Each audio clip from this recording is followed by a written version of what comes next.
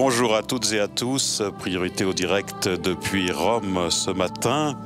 Bonjour chers amis de KTO et chers fidèles, bienvenue à celles et ceux qui nous rejoindraient à l'instant, tous nos vœux de sainte et heureuse année 2018. Nous nous retrouvons donc ce matin pour suivre en direct depuis la basilique Saint-Pierre de Rome, la messe présidée par le pape François, messe de la solennité de Sainte Marie, Mère de Dieu, Marie Théotokos, en ce 1er janvier, qui est aussi, vous le savez, la journée mondiale de la paix, célébrée chaque année depuis 1968.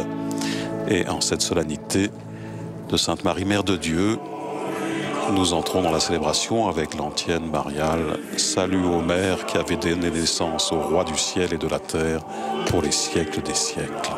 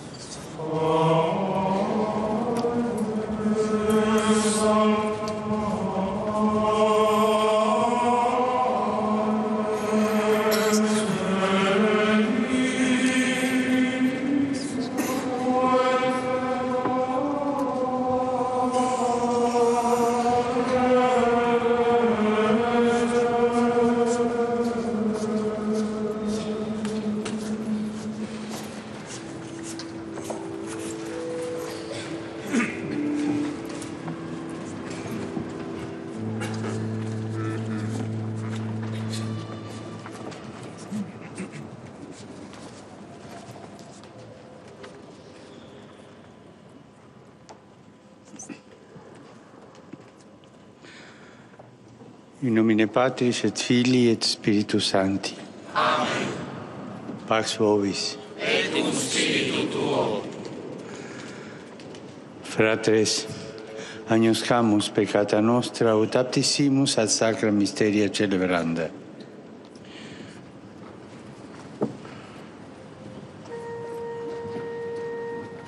Miserere nostri Domine, Quia peccavimus tibi, ostende nobis Domine misericordiam tuam, et salutare tuum nobis. Miseriatum nostri omnipotens Deus, ut dimissis peccatis nostris, perducat nos ad vitam aeterna. Amen.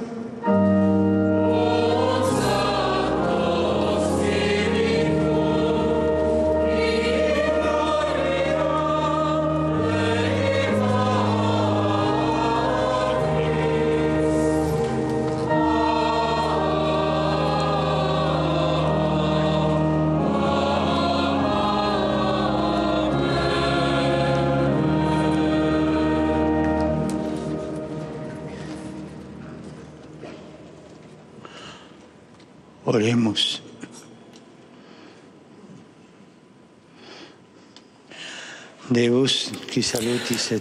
Dieu, que dans la virginité féconde de Marie, tu as donné aux hommes les biens du salut éternel, fais que nous expérimentions son intercession, puisque par elle, nous avons reçu l'auteur de la vie, le Christ, ton Fils. Filium tuum, qui te convivet et regnat in unitate Spiritus Sancti, Deus, per omnia saecula saeculorum. Amen.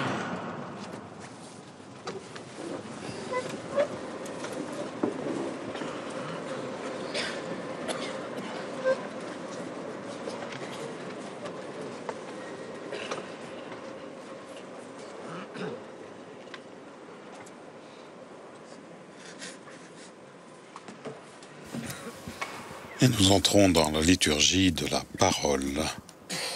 Lecture du livre des Nombres. Le Seigneur dit à Moïse, « Voici comment Aaron et ses descendants béniront les fils d'Israël. Que le Seigneur te bénisse et te garde. Que le Seigneur fasse briller sur toi son visage. Qu'il se penche vers toi.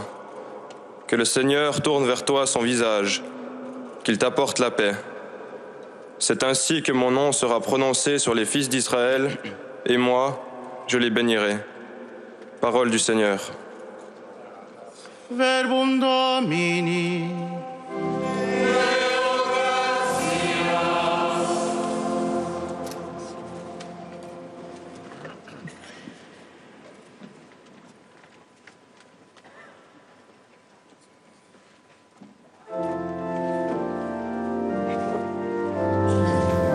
Le psaume responsorial, le psaume 66, que ton visage s'illumine pour nous et ton chemin sera connu sur la terre.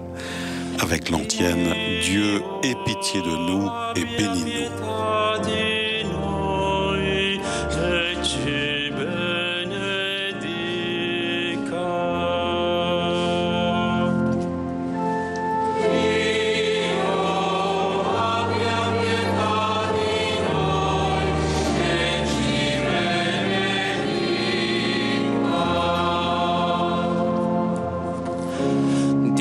Abbia pietà di noi e ci benedica, su di noi faccia splendere il suo volto, perché si conosca sulla terra la tua via, la tua salvezza fra tutte le genti.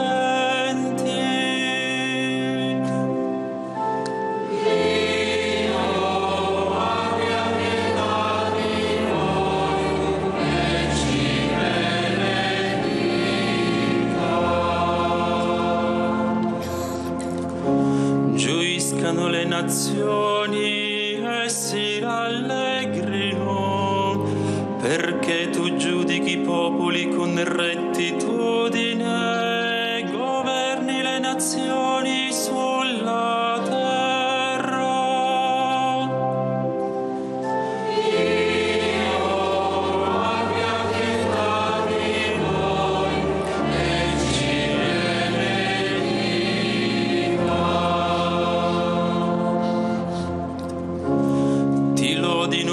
popoli, o Dio, ti lodino i popoli tutti. Ci benedica Dio e lo temano tutti i confini della terra.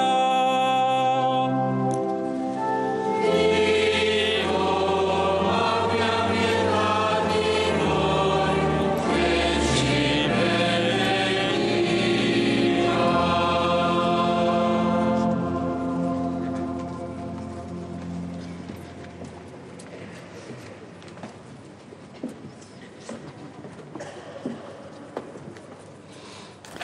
La deuxième lecture est tirée de l'Épître aux Lesung aus Galates, dem Brief des Apostels proclamée Paulus en an die allemand. Galater. Brüder, als die Zeit erfüllt war, sandte Lorsque les Gott temps seinen furent Sohn, accomplis, geboren von Dieu einer a Frau envoyé unter dem son Gesetz Fils, il est né d'une unterstellt, femme, il a damit été er sujet die de la loi freikaufe, juive die unter dem pour Gesetz racheter stehen, ceux qui étaient und sujets de la damit loi wir die Sohnschaft et pour erlangen. faire de nous des fils. Weil ihr aber Söhne seid, Et voici la sandte Gott preuve den Geist que vous êtes seines des Sohnes fils. in unser Herz, den Geist der Ruhe. Envoyé par Dieu, l'Esprit de son Fils est dans nos cœurs et il crie vers le Père en l'appelant Abba. Ainsi, tu n'es plus esclave, mais fils, et comme fils, tu es héritier par la grâce de Dieu.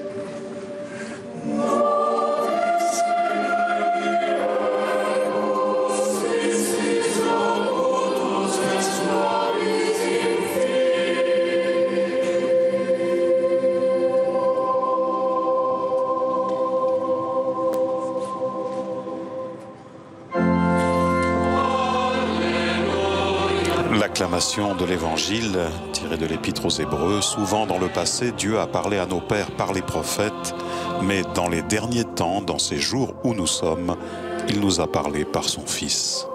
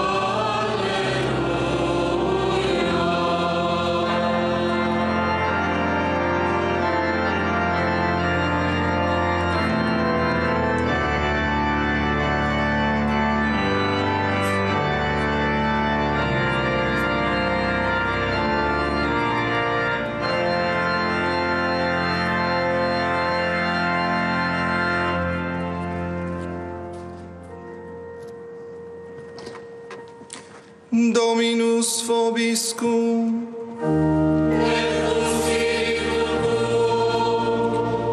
Lectio Sancti Evangelii secundum Luca.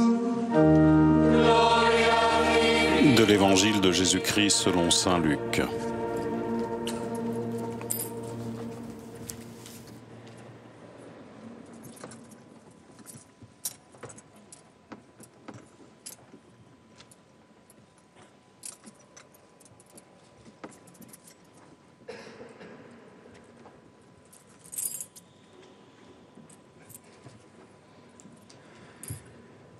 In illo tempore venerunt pastores En ce temps-là, quand ils arrivèrent à Bethléem, les bergers découvrirent Marie et Joseph avec le nouveau-né couché dans une mangeoire. Après l'avoir vu, ils racontèrent ce qui leur avait été annoncé au sujet de cet enfant. Et tout le monde s'étonnait de ce que racontaient les bergers.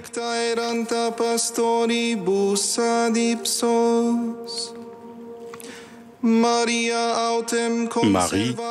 cependant, retenait tous ces événements et les méditait dans son cœur.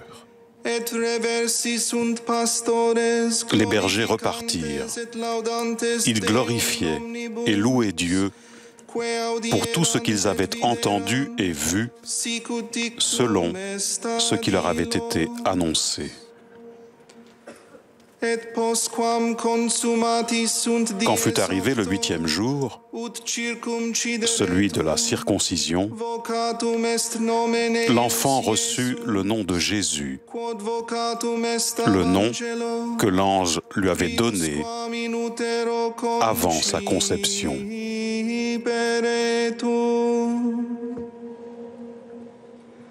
Verbum Domini.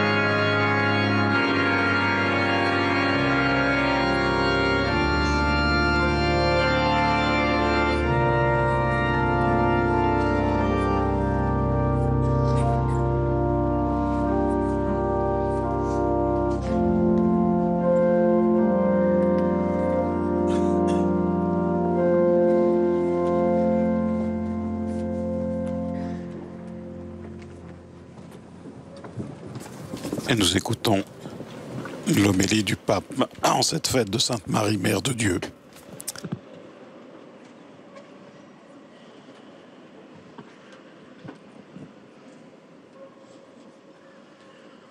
L'année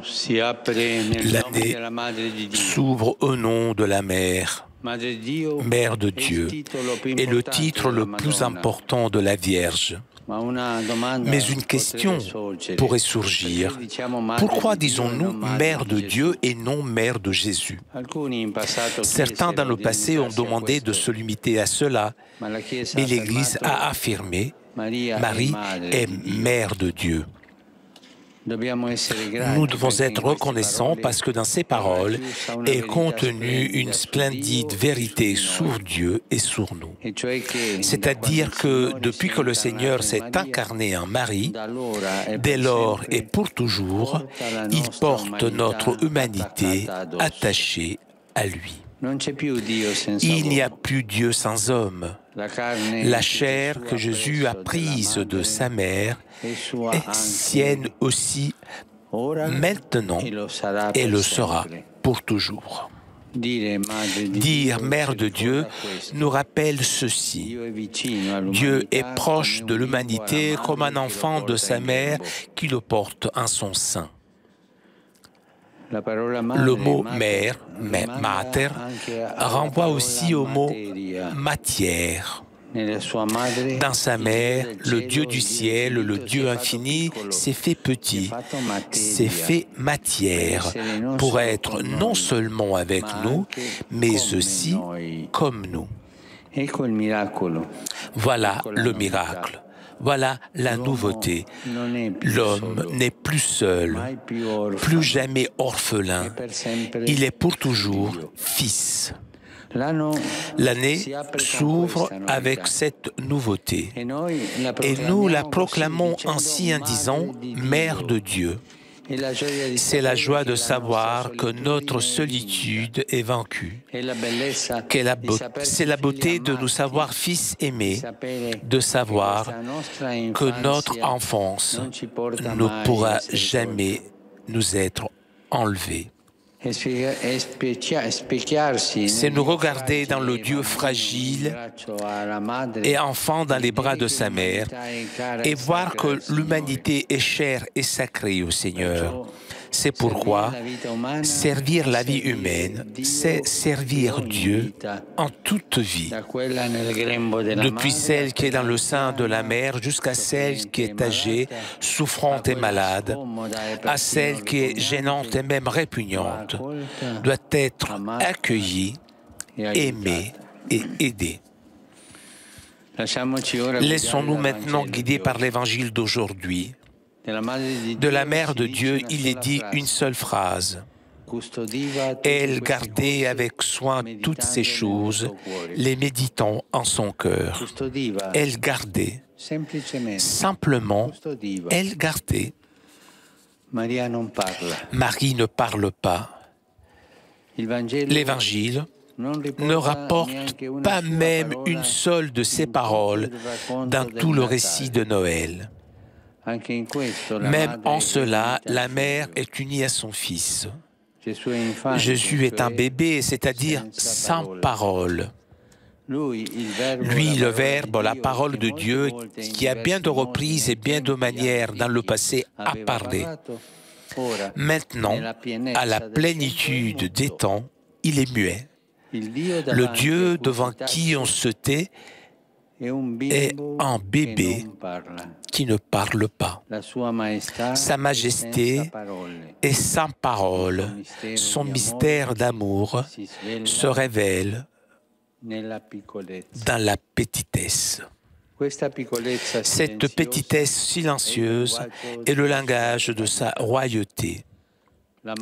La mère s'associe à son fils et elle garde dans le silence. Et le silence nous dit aussi que nous aussi, si nous voulons nous garder, nous avons besoin de silence. Nous avons besoin de demeurer en silence en regardant la crèche. Parce que devant la crèche, nous nous redécouvrons aimés. Nous savourons le sens authentique de la vie. Et en regardant en silence, nous laissons Jésus parler à notre cœur, que sa petitesse démonte notre orgueil, que sa pauvreté dérange nos fastes, que sa tendresse remue notre cœur insensible.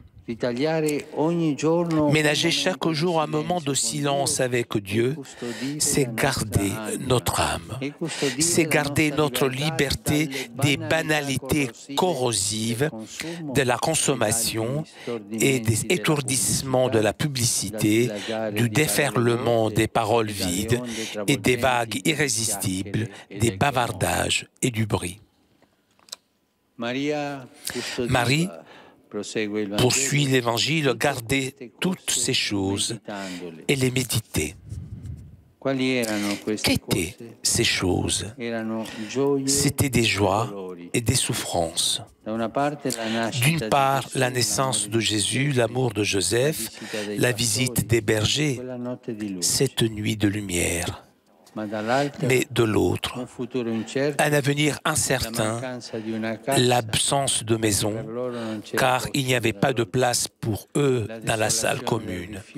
La désolation du refus, la déception d'avoir dû faire naître Jésus dans une étable. Espérance et angoisse, lumière et ténèbres. Toutes ces choses peuplaient le corps de Marie. Et elle, qu'a-t-elle fait? Elle les a méditées, c'est-à-dire elle les a passées en revue avec Dieu dans son cœur. Elle n'a rien gardé pour elle. Elle n'a rien renfermé dans la solitude ou noyé dans l'amertume. Elle a tout porté à Dieu. C'est ainsi qu'elle a gardé. En confiant, on garde. Non en laissant la vie en proie à la peur, au découragement ou à la superstition. Non en se fermant ou en cherchant à oublier, mais en faisant de tout un dialogue avec Dieu. Et Dieu qui nous a à cœur vient habiter nos vies. Voilà les secrets de la Mère de Dieu, gardés dans le silence et portés à Dieu. Cela se passait, conclut l'Évangile, dans son cœur. Le cœur invite à regarder au centre de la personne, des affections, de la vie. Nous aussi, chrétiens, un chemin, au commencement de l'année, nous ressentons le besoin de repartir du centre, de laisser derrière nous les fardeaux du passé et de recommencer à partir de ce qui compte. Voici aujourd'hui devant nous le point de départ. La Mère de Dieu. Parce que Marie est exactement comme Dieu nous veut, comme il veut son Église. Mère tendre, humble, pauvre de choses et riche d'amour. Libre du péché, unie à Jésus, qui garde Dieu dans le cœur et le prochain dans la vie. Pour repartir, regardons vers la Mère. Dans son cœur bat le cœur de l'Église. Pour avancer, nous dit la fête d'aujourd'hui, il faut revenir en arrière, recommencer depuis la crèche de la Mère qui tient Dieu dans ses bras. La dévotion à Marie n'est pas une bonne manière spirituelle. Elle est une exigence de la vie chrétienne. En regardant vers la mer, nous sommes encouragés à laisser tant de boulets inutiles à retrouver ce qui compte. Le don de la mère, le don de toute mère et de toute femme est très précieux pour l'Église, qui est mère et femme. Et alors que souvent l'homme fait des abstractions, affirme et impose des idées, la femme, la mère, sait garder, unir dans le cœur, vivifier. Parce que la foi ne se réduit pas seulement à une idée ou à une doctrine. Nous avons besoin tous d'un cœur de mère qui sache garder la tendresse de Dieu et écouter les palpitations de l'homme. Que la Mère, signature d'auteur de Dieu sur l'humanité, garde cette année et porte la paix de son Fils dans les cœurs, dans nos cœurs et dans le monde. Et en tant que fils, tout simplement, je vous invite à la saluer maintenant, aujourd'hui, dans le salut des chrétiens de Éphèse, devant ses évêques, devant leurs évêques, Sainte Mère de Dieu, disons 3 fois, avec nos corps tous ensemble, en la regardant, Sainte Mère de Dieu. Santa Madre di Dio, Santa Madre di Dio, Santa Madre di Dio.